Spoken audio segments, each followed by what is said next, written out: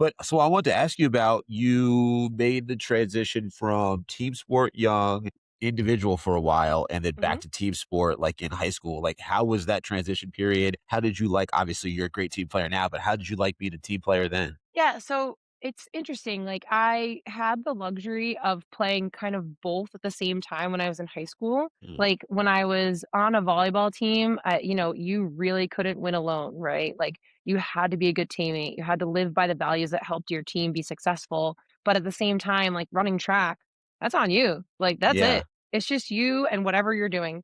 So I was a sprinter. I also was probably my main event was high jump, and I did everything from a 400 and down with or without hurdles. So it was like Oof. me versus me. I know 400 hurdles is the worst, but yeah. So one of the things and one of the reasons why I had opportunities to also run track in college, and one of the reasons why I chose volleyball really was for that team aspect, that family. I just fell in love with having to learn how to be reliable and rely on other Mm, people. Even though the effort, right, was collective in track. It still kind of had that feel. It's just a little bit different. And I think yeah. that's kind of why I leaned so much into that team aspect because I realized like time inside organized sport is fleeting, right?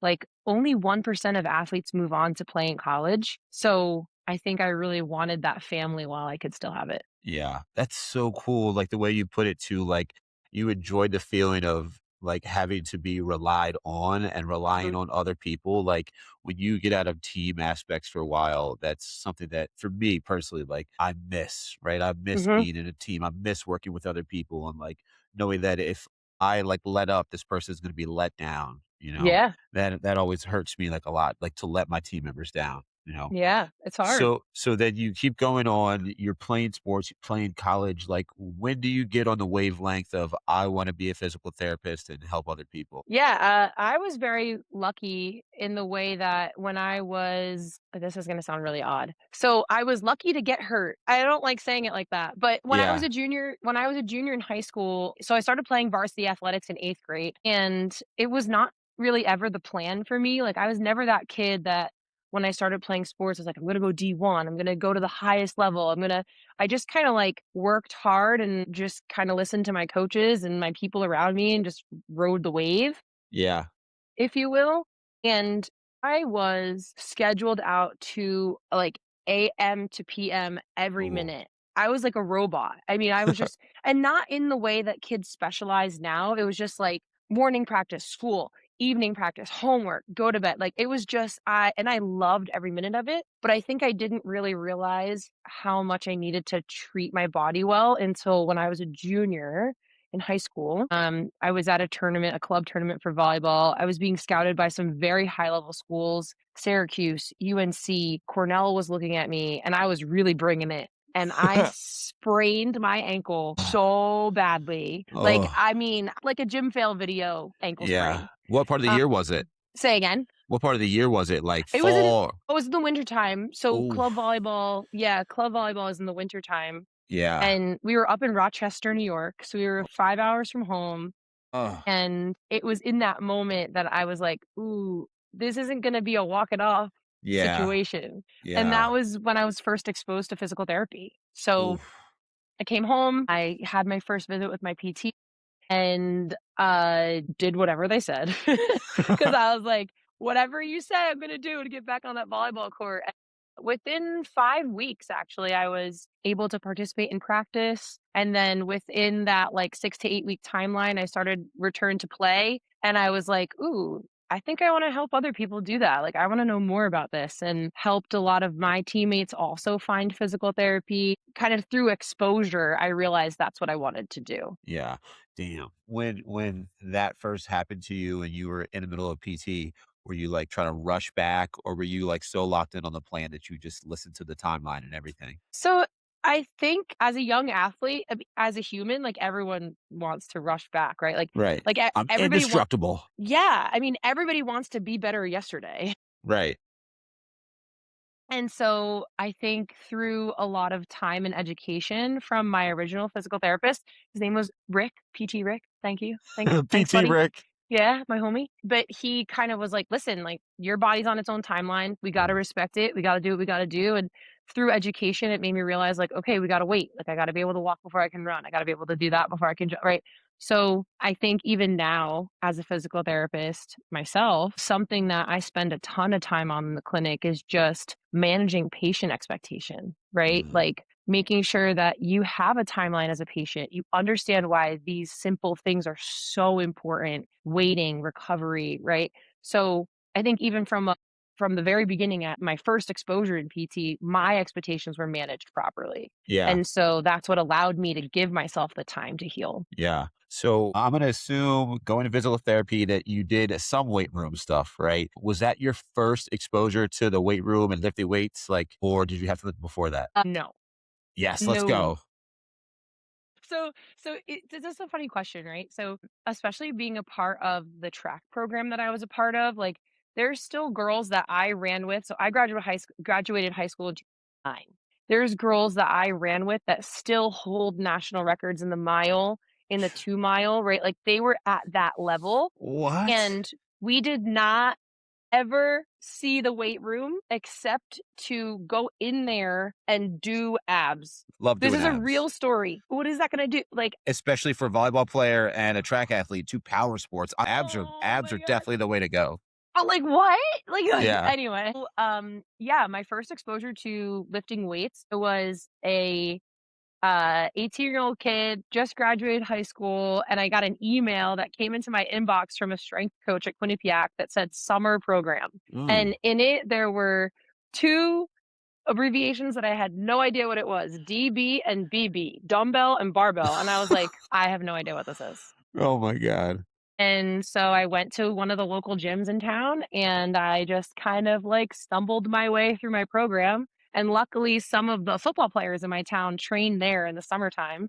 And I was like, will you help me with this? And they're like, yeah. So I learned how to do deadlifts and some squatting and goblet squats. And I learned what a split squat was. Wow. Yeah, and that was my first exposure, like, going into my freshman year of college was my first exposure to any kind of weightlifting really at all. Wow. So how does that, like, journey go? Like, obviously you love lifting and exercise and helping people be better now. Like, how do you start to develop that after that first summer? Yeah, so, I when I got to Quinnipiac, like, I always thrived in practice athlete. I've always said, like, I love the work. I've always Yeah. loved skill work in, like, my original sports, and now, obviously, all weightlifting is skill work, Yeah. right? So, I loved going to the weight room, like, even if it was 5 o'clock in the morning, like, I was like, "Teach me how to do this. I wanna learn this."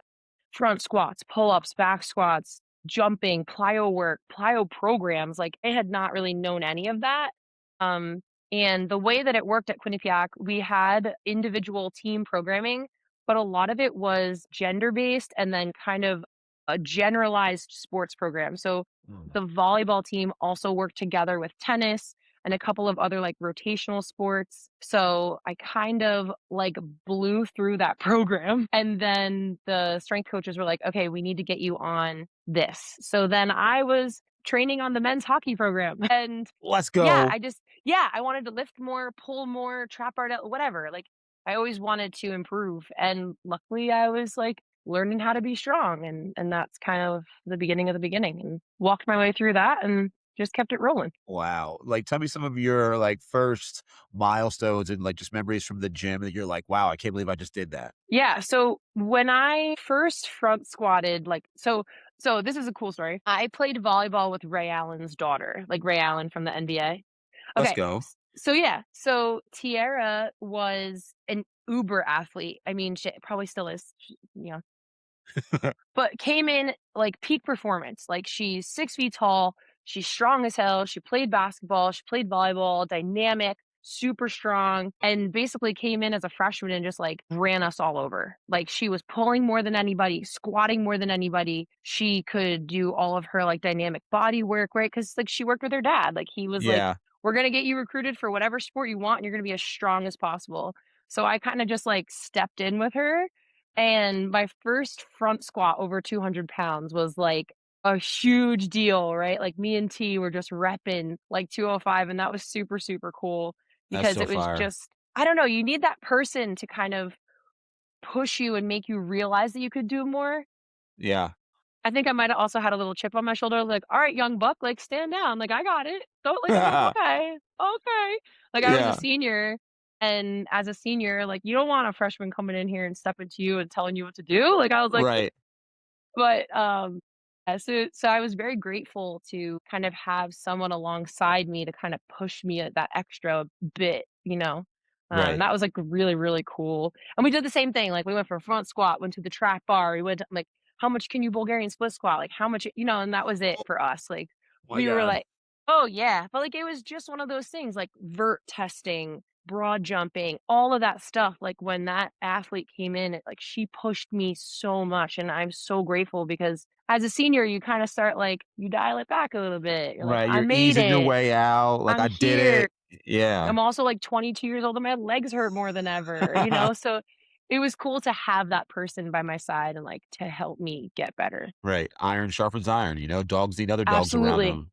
That's so Absolutely. I cool. think we actually have this is my husband's office. He has that on the wall, this circle. Yeah, oh, hell yeah. It Let's literally go. says, "Iron sharpens iron, so one person sharpens another." That's how we that's our values, that's our how we live our life. Yeah.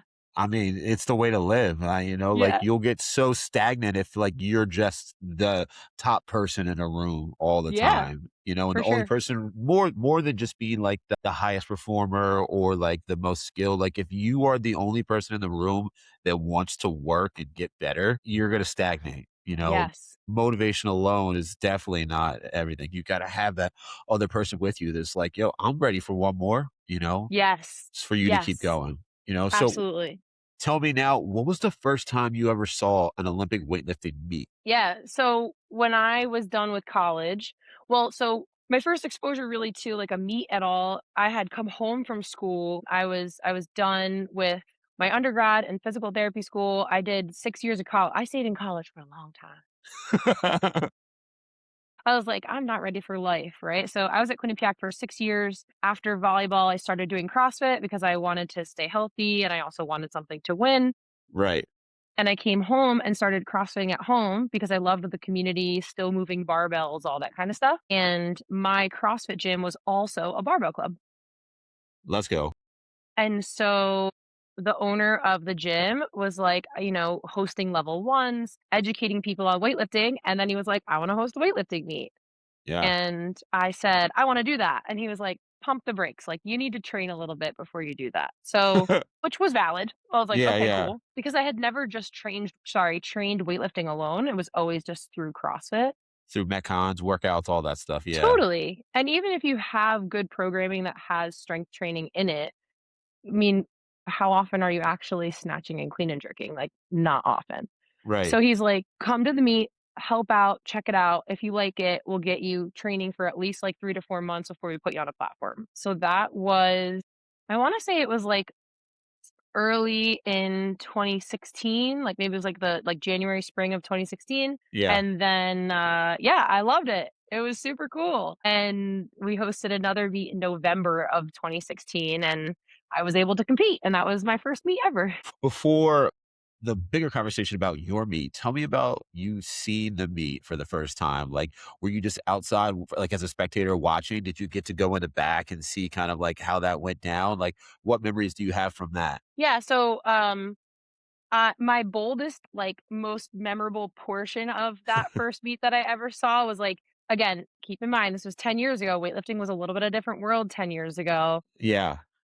It was like a library. I was like, "Is this like a viewing? Like, am I in a funeral home? Like, With what's golf happening?" claps. Yeah. Dude, I'm like because I came from CrossFit, like, CrossFit Yeah. competitions, and I don't know if you ever really watched volleyball, but, like, volleyball is not a quiet sport, like, No, there's a no. lot of communication and a lot right? Yeah. So, I walked in and I was like, "Am I in the right place? Like, what?" And there was just barbells moving and people sitting very quiet and solemnly, and I was like, "This is not for me." Yeah. And then when I saw the elation that came out of people making lifts on the platform, I was like, Changed my "Hmm, mind. alright. I'm warming to this." Right. The cool part about the gym that I saw my first meet in is, like, even though it was a CrossFit space and a barbell club, it was an open space. So you Mm, could see the back room kind of moving and what athletes and coaches were doing as well as the platform at the same time. So as an outsider, you're like, "Oh, there's, like, a lot to this." You know, you can yeah, kinda you could kinda glean what people were doing even if you didn't really know what the heck was going on. right. So yeah, I wanted to learn more about it, and I was also helping out at the table, which was wild. It was like, there's cards and there's so it was a lot to take in, but a lot that I wanted to learn. Yeah, and I 2016, I mean, that's in the modern era, but did they have things like the apps and the TVs projecting the weights? So it was raw dog OG style cards. Coach, you come up to find out. Look at Bro, the bar. I love that. yes! Yeah. So, we were very lucky to have, like an OG weightlifting family in our gym, the Finn family. So, Caitlin Finn is she I don't remember what her married name is, but she's gonna yell at me. Kate Finn is a USAW educator. She is an OG. She's a OG East Coast Gold chick. So, her I graduated high school with her brother. Oh, And her dad was actually our, speaker at the meet. So nice. Jerry, her dad actually competes internationally, and Mhm. they have a whole family of weightlifters now. Yeah, yeah. So luckily, we even though it was, like, quiet and very serious because they were making sure that everything ran properly, like, if you know the spirit of the Finn family, like, it was Yes. awesome. Right. If you've never heard Jerry marshal a meet, like, get your butt up to New York or New Jersey, and he is so exciting. He is really good with info on the mic and, like, keeping things going. So, luckily, even though it was, like, pencil and paper cards and yelling at loaders to do the right things, like, it was still the spirit of it was still really cool. She's a great teacher. Yeah, So good. I know. yeah. She did Um, my level 1, actually. That that's so funny. Small world, Yeah. especially in weightlifting, there's Mhm. only so many people out there that are, really up on the standard, like, and spreading it around, but that's also Yeah. so now tell us about your first meet experience, the first time you lifted. How did it go? What were your big takeaways? Like, tell us. Yeah, I mean, so the funny thing is my impression of weightlifting in the beginning was also my dad's impression of weightlifting. So my dad here, I'm gonna give my dad a plug. So his name is John Payne. Payne is my maiden name. My dad is like the ultimate sports supporter. He is like the biggest sports fan person. So he was very excited for me to have like a new venture in sport because when I graduated from college, he was like, what are me and your mom gonna do? Like, we're gonna sit Right. around. You're not like you're gonna make us sit around at home. Like, what? So he was very excited when he had something to cheer for, which was me on a platform. And he also felt like it was super quiet. So I was laughing. He was like, "What is this? A library?" I'm like, "That's what I said." You know? So my first meet was awesome. Like I don't even remember what numbers I hit. I think I put up like 55 in snatch, which was like very exciting for me because I think anything over 50 was like very intimidating for me at the time. And then I think I might have snatched like over 65, like 68 kilos in clean and jerk.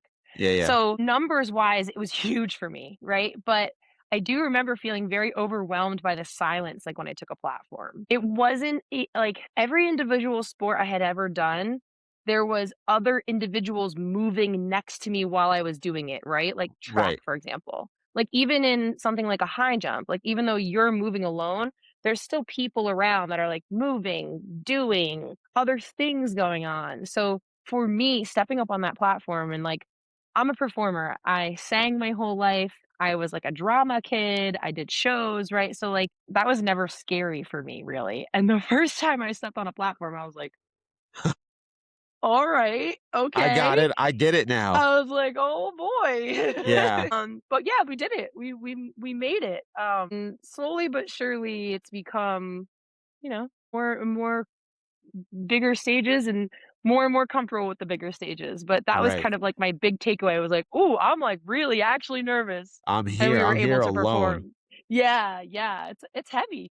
Yeah, I it's so hard to explain to a new person, like, what competing in weightlifting is like, because 'cause I'm sure you do too. I know so many people that are strong CrossFitters, strong, just regular goers. Maybe they even Mhm. snatch and clean and jerk a lot, and it's Yep. like, "Bro, I think you could do good at weightlifting, but you need to go see." Like, Yes. in the hypothetical situation, right? Like, it's you should never just talk about the strongest dude, the person that snatches and clean and jerks the best at your gym that's not a weightlifter. It's not a Mhm. given that they're gonna go on the platform and reproduce the same results. You know what I think too? It's just one of those things where, like, even platform experience makes a huge difference. For sure. Like, seeing it and experiencing it from the spectator side is one thing, but like, even sometimes I'll encourage my athletes, like, if they're going to see a meet for the first time and it's allowed and it's an open area, I'm like, you know what? Like, walk almost to the back of the platform. Like, see it even from the side, right? Like, Yeah. I don't want them in the back room, but I'm like, go see what it looks like to have those 3 judges looking at you and the loaders and the people. It's just different. It's kinda different than anything else. 100%. Like, it's even now, like, at the gyms that I've been to that I've done meets at before, most of those places I've been to dozens, if not hundreds of times. But the Mhm. angle of how things look from when you're walking behind wherever it is, from the back of the platform out onto it, it's like, and I have experience, right? But it's like, no matter what, I can walk onto a meet platform right now, and you're gonna get that little bit of like heaviness, just like you said, Oh, yeah. sitting on you where you're like, start to think, am I prepared? And like, usually you get to your specific scenarios like A, B, C, D, E, F, G, all these things. Like, did I or did I not do this? And it's like, how do you turn that off and just go? You know? Mhm. So that's where the experience comes in, learning to just go perform, like you said. Mhm. Before we I keep have to going with give this, I want to Go ahead. backtrack real quick to track. What Yeah. is two questions? First, Yeah. what is your favorite track event? Doesn't have to be one that you performed. What is your favorite track event? Yeah, so I'm super biased. Love pole vault. Ooh. So, I actually started as a pole vaulter. Phew. We have a very long-standing history, like, so I'm from Warwick, New York. I graduated from Warwick Valley High School, which is about 40 miles north of New York City in New York. So, we're not quite upstate, but we still have more cows than people in my town. But one of the teachers at the school became a coach in pole vault. His name is Tim St. Lawrence, and he's known nationally. Our pole vault club is called Flying Circus. And so in 8th grade, I came home and I was like, "Dad, I'm a pole vaulter." And he was like, "Says who? Like, what?" And then he looked at my mom and he's like, "Do we have to buy her a helmet? Like, what is this?" My mom ran track in college. She was a 400 hurdler for Boston College. She had a lot of experience in track, and my dad, like, never even knew what track was until I was like, "Guess what? You're gonna come watch me romp around on a track for, like, 8 seconds, even though you're gonna sit there for 4 hours all day," you know? uh, So my first love is in pole vault. It's such a complicated, incredible sport, but one of my teammates surpassed me significantly, so it didn't really make sense for me to continue. And that's why I went to, like, the littler pole that you jump over. So, yeah, the jumps for me are, like, the most fun, but I also loved the 100 and the 55 indoor, because I loved getting out of the blocks and just, like, running my face off. yeah, power. Yeah, I love that. yeah, just So, straight line movement, like, "Let's go." And I'm what do you tall, so, like, my coaches never you believed could that I could sprint, yeah. but I was like, "You're never gonna see me be on the track for that long," so I'm like, "I gotta get real fast." Right. What is do you think is the worst, like, most painful event to do? This is a great question. This is a long-standing kind of like debate in track, and I will give you the answer. It's 2 events. I think the pain that you experience as an athlete is equal in 400 hurdles and the 800. I was gonna say the exact same thing. Yes. Hurdles, obviously, because what that's put it into you, and it's, Yes. like, short enough that you can, like, hit it hard. That 800, oh Yes. my god, it's Yeah, brutal. so it takes a very special person to be like, "I'm an 800-meter guy," or "I'm an 800-meter gal." Like, that's my thing, and I'm like, "You need help." Yeah. Like, you're not okay. Like, I'm so happy for you, but also, why? Yeah, no, I think that those are the 2 hardest events, and I cannot give one or the other the crown in that regard. People sleep on hurdles, bro. Yeah, Never yeah, be me, never be me. yeah, nope. I'm not willing to hurt like that. My coaches put me in an 800 one time. It was in, like, a 4 by 8, Yeah. and they were like, "You're gonna be great at this," right? Because I, Yeah, like, right. long legs and you yeah. I ran so slowly because in my mind, I'm like, "This is the last 800 I'm ever gonna run in my whole life." Yeah. They were like, "Oh, that was okay," and I was like, "No, it was not." don't lie, I'm never doing this again. So, yeah, thank God I had great 800 runners on my team. They took up the slack and they were like, yeah, I ran slower than the throwers, baby. Like, I'm like, I'm out. Lead me to the 55 and the 100 for Yeah. sure. Leave me down there. That's so nuts. So back to weightlifting, like you do the first one, successful, get a total. What's next? Like when do you transition into I'm gonna train this now and I'm gonna compete in weightlifting? Yeah, so I loved it and I just continued to do weightlifting training. So I coached CrossFit at the time, Monday, Wednesday, Friday mornings at 5 a.m. And then I would train at 5 a.m. on Tuesdays, Thursdays. And so I would do CrossFit and then weightlifting after. And Mm, so once I realized that I was not seeing kind of the improvement that I wanted with 2 time a week training, I just kind of jumped right in. I was like, I want CrossFit. I want CrossFit to be kind of like taking a little bit more of a backseat. I want weightlifting 5 days a week. So I did weightlifting 5 days and then the numbers started to increase and I really liked kind of that like direct correlation. The input and output of weightlifting really intrigued me, right? Like you work hard, you do the right things, you're consistent, you see improvements, right? And I really liked the consistency in the training. And so that's kind of just when I started to dive in 2017, I believe, was the first time I took a national platform. Like my coach was mm. like, "Hey, look, there's this thing called American Open Series. You qualified for it. Do you want to go?" And I was like, "Do I want to go?" And like, I don't know. And Right, he said to me, he's like, "Well, Jenny Arthur is going to be there, and she's in your weight class, so you might be able to share a platform with her." And I was like, "Well, now I really want to go because." right. At the time, she was kind of my anchor in the sport. I was like, wow, this is an amazing person. I had taken a seminar from her and Norick, and I Wow. really kind of like loved my experience with her. And I was like, okay, cool. Like, let's try. And that was my first national platform experience in Grand Rapids, Michigan. And that was it. I was like, okay, we need to do more of this. Yeah. Phew. I loved it. I loved my experience at a national event. I had a great time. One of my very good friends at the time did photography for me, and I just like it was deep end after that. I was like, "Let's go. I'm in." Yeah. Um, Jenny Arthur, I hope everyone listening knows who that is, right? I mean, they And that might not. they might not. And that's her maiden name too, right? What's is Yes. her name? So now her married Vardidian? name is Vardanian. Yeah. Yeah. So if you guys don't know who So that is, go look her up. yeah. Rio baby. She was Yeah. yeah. That She's was our Maddie and our Olivia before we had them, a before we had 100%.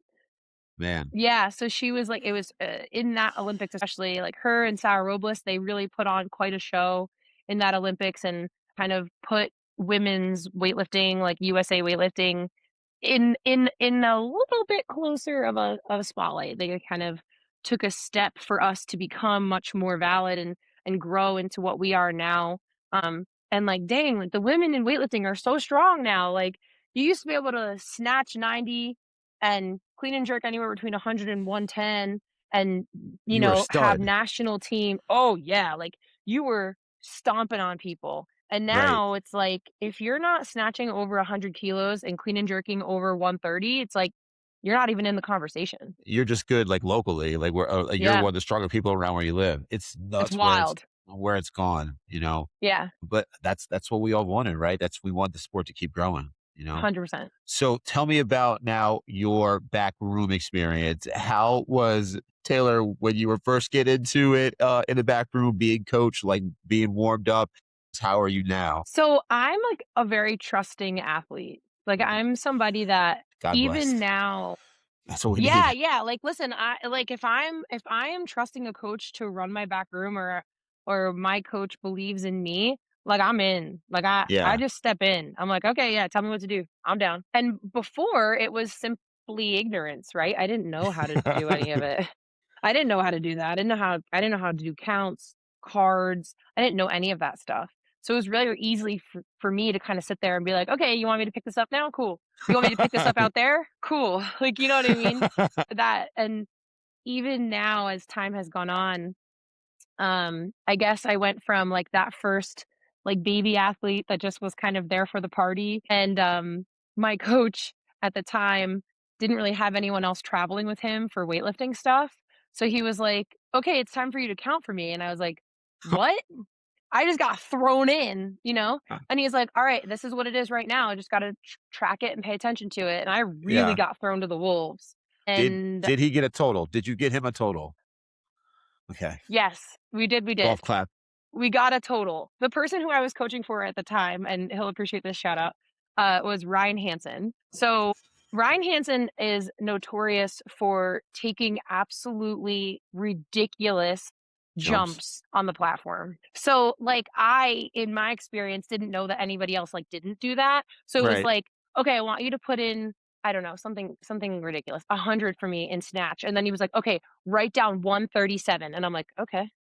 You know, I like just something had a ridiculous like that. just had a heart attack. The Widowmaker just Yeah, happened to or me. he'd be like, "You know what? Next time, let's do 120, and the next one, we'll put in 135." And I'm like, "Okay." Like, Yeah. I didn't know any better, right? So I'm laughing, like, clean and jerk, like, we would open at 150 and then go 180 and, like, never like, crazy stuff like that.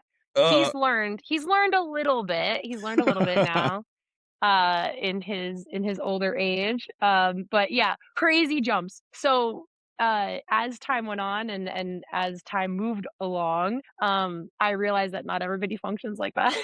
And yeah, and so I just learned and moved along. And in 2019 I met Dan Dodd, mm, and we started a barbell club called Tristate. let's go. And he helped count for me at American Open Series 2 in Daytona, Florida. And then he was like, "You know how to do this, right?" And I was like, "Well, yeah, kind of." And then he was like, "Let's do this together." I'm like, "Cool." So we learned from each other. And my first national experience in a back room was counting for Dan in Detroit, Michigan in July of 2021, and it was all uphill from there. Was that, like, how the conversation was like starting the barbell club, like, the same as you, like, counting for him there? Like, "Hey, you know how to do this? Like, let's do this together." Or how did that come about? Yeah, so, it actually was like an accident that Dan ended up counting for me in Daytona, because my coach at the time, Ryan, ended up double scheduling himself, and he was like, "Oh my gosh, I have someone over on 2 platforms over that I have to count for," and Dan was there. He's like, "Dan, you got this, right?" And Dan was like, "What am I agreeing to?" And then we were just kinda, like, there, right? We're Okay. And so after that, we were both kind of training separately, and not soon after that, kind of COVID happened, so gym shut down, whatever, and Dan was like, "You're training weightlifting, I'm training weightlifting. Do you wanna train weightlifting together?" And I was like, "Yeah." And that was kind of how it started. And he, with my background in physical therapy and strength and conditioning, and then Dan has a master's in kinesiology, he mm, has knowledge in exercise physiology. We're both big nerds, so a lot of, talk on programming, understanding weightlifting. We just kind of evolved into programming, training, barbell club. yeah, love that. We love intelligent and nerd people in weightlifting. Helps people to stay in it, right? I see a lot of people just get into it because they think it's cool. And I mean, sorry to say, but they get other lifters hurt, they get themselves hurt, and they end up falling out It's of it. not, yeah, I mean, it happens, unfortunately. Yeah, Um, I think people don't understand how important the concepts of progressive overload, recovery, understanding microcycles and mesocycles and big picture and looking at like an entire year of competition and programming. Like it's not something that happened right away for me, but like understanding the depth and breadth and the importance of variety with a goal in mind helps keep people healthy. yeah. So we were talking about this a little bit at the beginning. Are you competing this weekend, you and your team? Yes. So we have grown to a point that the barbell club has to do like 2 weekends. We have like an athlete competition weekend Mm, and then a coaching competition weekend. So our athlete ni- competition weekend was last weekend. nice. Everybody showed out. We had almost all 6 for 6 performances, Wow. PRs like crazy, qualifying for Texas. A lot of athletes did an amazing job. Everybody took the platform and showed out for Tri-State. And, this weekend, all of our coaches but Coach Dan, because he's gonna be coaching us, are competing in freehold at marble strength. So we're super excited to take a platform and be able to hopefully do as well as our athletes did last weekend. Hell yeah, dude. I don't think I'm competing again until August. We were thinking about series 2 out in Texas, but I think it's held by Marble, the Asbury Park Summer Games. They're doing the Yeah, outside. Yeah, yeah, I think we want to do that. That'll give them a little bit more of that experience cool. before we build up to next year. But Yeah. that's exciting. 2 weekends of competing. Are you guys hosting it at your gym too? Back-to-back weekends? No, so we went to Intrepid, which is actually the first that's like my home first spot. That's where I used to Yeah. train and coach back in the day. So Intrepid was last weekend, and then this weekend's at Marble Strength in Freehold. Oh, that's why I even got on that Marble Strike. Yeah, duh, of course. Yeah. Mhm. That's amazing. Back-to-back weekends of competing, bro. That I would probably fall apart. Good thing you got the team behind you to support you, you know? That's Yeah. amazing. So, I guess at the end of the conversation, I wanna know, what are you hungry for now? Like, what's, like, your big goal that you're really focusing on? Yeah, so last year, I guess it's like a backtrack a little bit. Like 3 years ago, I was struggling in the sport of weightlifting because my why had changed, right? Mm, Like I was in the sport for almost 7 years, chasing down American Open finals, chasing qualification totals, and falling short. And I was tired. I was tired. I was like, I'm working really hard and I'm not seeing the numbers. And, when I first got into the sport, it was like, I want to win a local meet. And then when that started to happen, I was like, I want to qualify for X and then I want to qualify for Open, like American Open finals. Now, that was kind of the end of my thought, right? Like my trajectory was there. That was like a total that was a reach, but reasonable. And Dan and I sat down and I was like, I kind of hate this right now. And he was like, okay, well, let's have a serious conversation. He's like, what can you do differently in your life to get you to where we wanna go? Because he's like, "The work in the gym isn't the problem, right? You're doing the work." Like, I wasn't skipping workouts, I was doing my accessories, I was all the things that coaches tell you to do. And we had a really kinda knock down, drag out, like, truthful conversation with each other and realized that my life wasn't supporting what I wanted. So it was like saying no to some of the social gatherings, like making sure that we're recovering, not just giving to everybody else, right? And so that transition and that change allowed me to kind of take it to that next level. And weightlifting gave me a gift. Man, we qualified for American Open finals that next year. wow. And last year was my first time that I qualified for senior nationals as well, which was wild. Like, never, ever, ever thought that those big giant totals were something that I'd be looking at. And then, so I competed at nationals for the first time last year. It was amazing. I actually went 6 for 6 on the platform at senior Wow. nationals, First which was one too. Whew, wild. Yeah.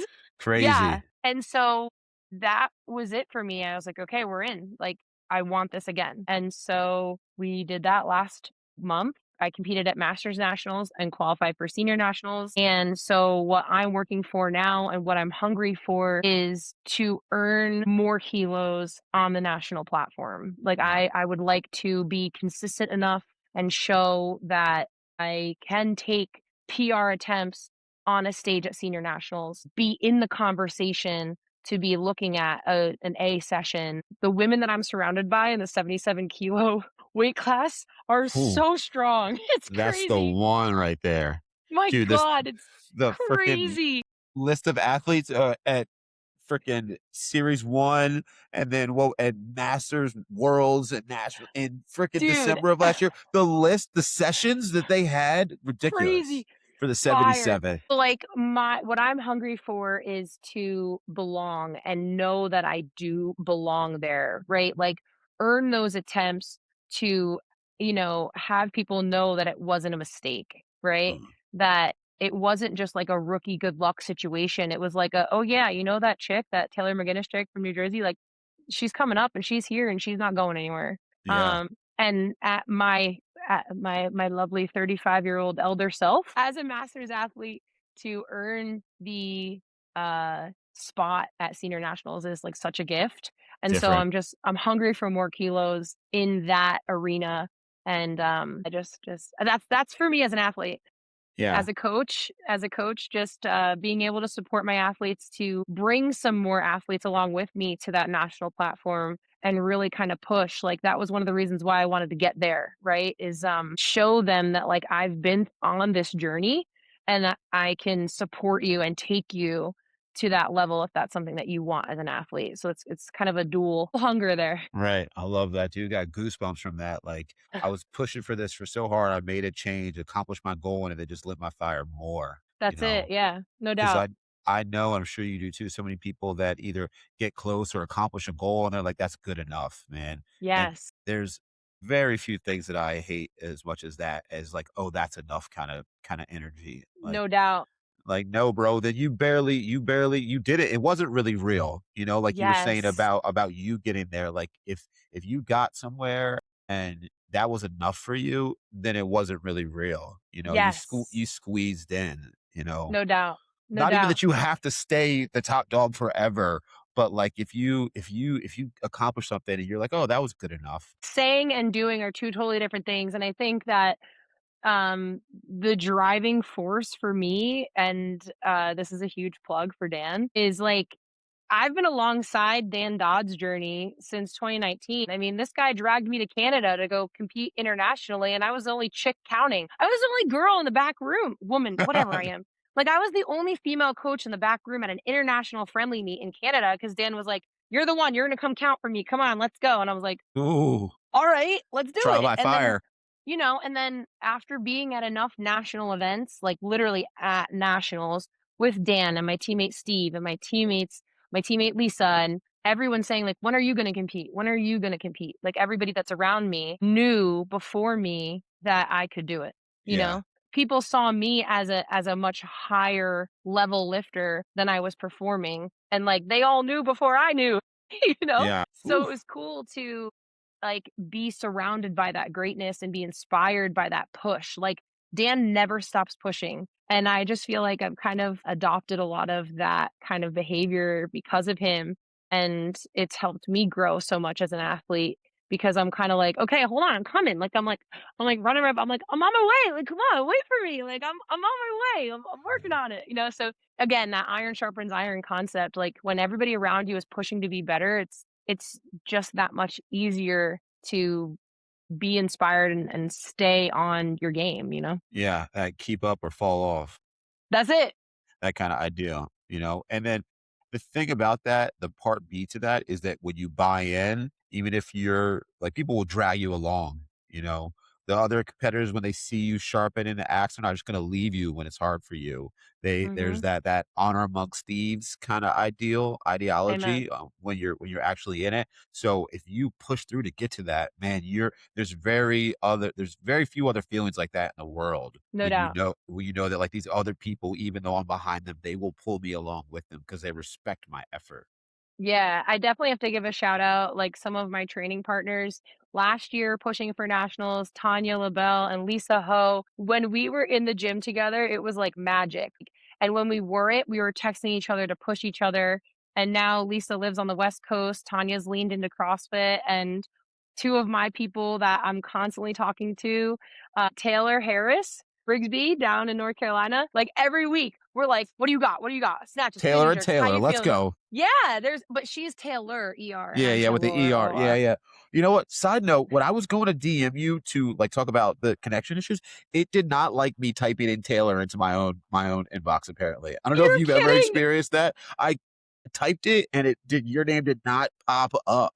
I Wait, had to that's type out so Coach funny. Taylor P. It did not like me typing in, my name at all. In It's fact, like, "That's you." Taylor Harris, who I've never DM'd before, but I follow, it populated her, even without me typing the E. I'm like, this is freaking ridiculous. It does not like That's right. my name. It does Yeah, not that's like my my name. homie. Right. It's just so crazy. But do I want to go to non-weightlifting related question first? I do. You're from New York. What kind of sports fan are you? Tell me your teams, your big This is a three, whatever they are. Tell me. everyone hates me for this question. I hope So, that I don't hate you. no, no, no. Yeah, well, you will. You will. So, okay. So I don't okay, my brother-in-law, I'm sorry. I don't really care about basketball. I'm not a huge follower of basketball. That When makes I me played happy. with Tierra so when I played with Tierra, I went to some of the games to watch Ray play, and that was about it. That's about as far down the basketball route I go. Okay, time out, time out, time out. Yes. Because you graduated from high school a year before me, so and I'm 34. I turned 35 this year, so we are Okay. the same age. Ray Allen's daughter. Tell me where Ray Allen was playing when you watched him play. Yes, so he was playing for the Heat. My Was God, Yeah, so it was like so my dad and I actually went and like sat almost on floor seats at the Barclays Center to watch Ray play. And we got there like during warm-ups and you're my living dad my and I are like dream. we're acting a fool, right? Like, in the stands, and we're like, right? And so Ray looks at us and he was like, "Yo, what's up?" We were freaking out. And he's like, "You should have told me you were gonna be here. I would have brought you in the locker room, blah, blah, blah." So wait, this is a great segue. So I told you my dad is like a crazy sports fan, right? So my dad actually gave Ray Allen this picture of himself signed by my dad. Ray, good luck this year, John Payne. And this was the season that Ray hit that 3 in the playoffs for the Heat to advance to the Bro, championship, okay? you're And living my he life, my dream. brought this picture with him to every away game. This is my dad. Oh This my god. this is John Payne. It says protect this house. Oh It says my whose god. house is this on the front of the shirt, and on the back it says protect this house. Tell me This that's your is volleyball high school game.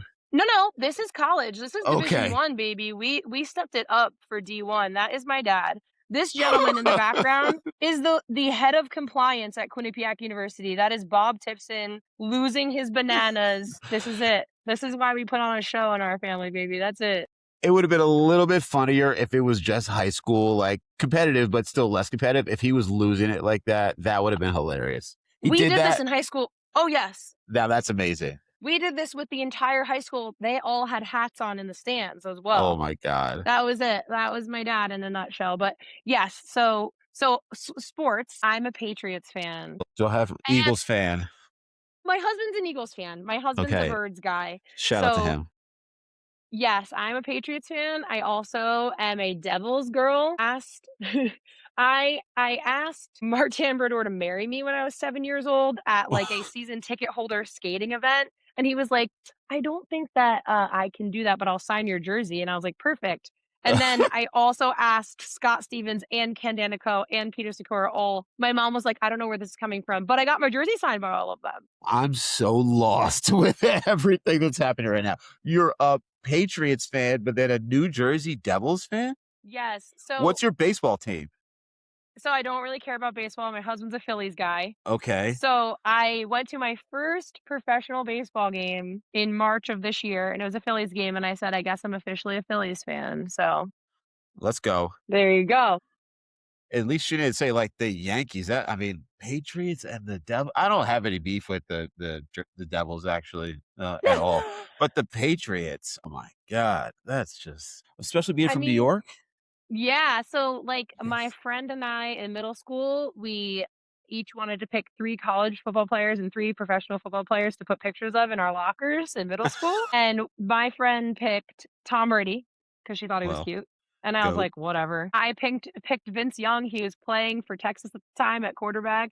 goat. And I actually picked Ninkovich, who was playing for the Patriots at the time, Rob Ninkovich, I and don't even know who then that they won is. a Super Bowl that year, Oh well, and then we were locked in, and then we yeah, got to ride the wave of the dynasty together, so people think that I'm a front runner, but it really was just kind of like a mistake, yeah. but Lucky now we're you. locked in. Lucky. The New England also, like, I had access to all the New York and all the New England sports Yeah. networks, so, it worked out nicely going to school in New England and being a Pats fan, so Man, I you probably share a little bit of similarity to our household because when Seahawks the Eagles play, it sucks. Seahawks win the Super Bowl, it's especially when the Eagles are bad, it sucked. And my girlfriend is rowdy. Like we didn't live together yet when the Seahawks played the Eagles like last year or 2 years ago. Yeah. And it was, I think Jalen fumbled, got it back. And so she calls me. I'm Oh. like, just letting her grovel. No, it gets worse. I'm letting her grovel. I hang up the phone, go back to the game. Jalen throws an interception, and my phone lit up so fast. Her calling back, like Oh my she don't gosh. play any kind of games. Like my girlfriend does not play. Talks That mad is a shit. riot. That is a riot. And then, of course, they won the Super Bowl in one of our worst years too. Of course. Like, Of I have the course. videos I have of posting her watching the game. She was just losing it, like, having Oh so my much gosh. fun. That's But definitely yeah, our household. Yeah, we are for sure. We are all in football. My husband's a football guy. He's coached football for 10 years. He played in college, so that is our we are a football household for sure. hell yeah, dude. All right, I wanna end on one last weightlifting question. What is your favorite lift? Snatch, clean, jerk? You can really throw anything weird if you want to. What's your favorite? Okay, this is a great question. I answer it in 2 parts. Let's go. So, I like to train snatch because I feel that I need the most practice in that lift, and I think I've Mm, enjoyed, like, learning how to get better at it. My go-to, clean. Clean is my thing. That let's is go. just yeah, like, I say I've been saying that, like, I'd love to pull and get under a clean that's heavy enough for me to work hard. Like, I love the clean. That's a great way to put it. Me and the jerk are not on the best terms, but our relationship is improving, so I usually, like, let that go. But the Ugh. problem is, like, if you wanna win, you gotta be able to jerk, right? Champions make jerks. Champions make jerks, exactly what I was gonna say. Shout out to Cal Strength. Yeah, there you go. So, yeah, that's it. Like, to practice snatch, but if there was a clean competition, I'm your girl. I'm in it. I'm in it. Hell yeah. Ooh, okay. They lit me up a few months ago. I went viral for making fun of people that power clean more than they full clean. Tell me, please tell me that you full clean more than you power clean. Yeah, why would you power clean more than you full clean? That makes no sense to I me. mean, you know why, like, some people can and do, but, like, the context of my video was, like, people that like to power clean more than they like to full Mm. clean, right? Yeah, I'm like, no, I mean "That's fine," but it just don't make any sense for you to power clean more than you full clean. Specifically, there was a guy that commented and said, like, he feels like he has more energy because he's not doing a squat. And my reply was, "Sir, where are you getting this magical energy from having to pull the bar higher?" Like, I don't know yes. if you think that through. You need to pull the bar higher in order to do a power clean. No. No, So, that is craziness. Craziness. I am not in that camp. I am a girl that if I am failing a power clean, it's because it's a clean and I just could not put the brakes on. Like, I'm not somebody that's doing something crazy different about my power cleans. I've right. never been like that. So, but listen, I also didn't play football my whole life. Like, some people just have training age in the power clean and Yeah. they like it, like my husband. And he's really good at it, but don't get me wrong, like, I don't know. My brain mixes up on that. I don't yeah, no. Definitely. That I'm ain't cool. me. That ain't me. Totally. I understand what the guy was getting at. I've been buried by cleans before too, bro. Like, I get it. I have Yeah, but my died god, underneath a full clean. it But takes a yeah, lot of no, effort to get that thing up there, man. Like pull that shit up there that high? No. The yeah, last thing I that I'll don't know. say on that I'm too tall for that. word. The last thing that I'll say on that, my arms are ridiculously long. The last thing that I'll say on that power clean thing is I have made a lot of money in clients by just helping people learn the skill of receiving cleans Yes. low and meeting barbells places. Yes. And that's Yes. what I feel like usually is what's up. That, like, you don't Yes. even me. Well, I mean, my lifting changed when I learned how to, like, receive a barbell at a different place and intentionally stop a barbell somewhere. And Yes. that's what a power clean is. Like, we don't compete in the power clean, and that's why. Like, because 100%. no one would ever be like, "Oh, look how low you squatted." Even in a CrossFit competition, right? Like, Yes. it's silly if someone puts in a squat clean or a power clean. Like, Yes. you're adding extra work to yourself. But yeah, like, learn that skill. That's really what I want to impart on someone. Yes.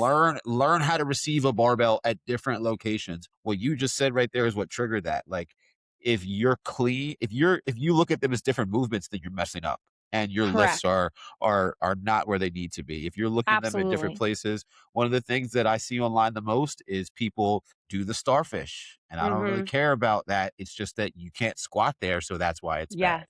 You can't squat with your feet in Absolutely. that position. Easy Yes. thing to go over.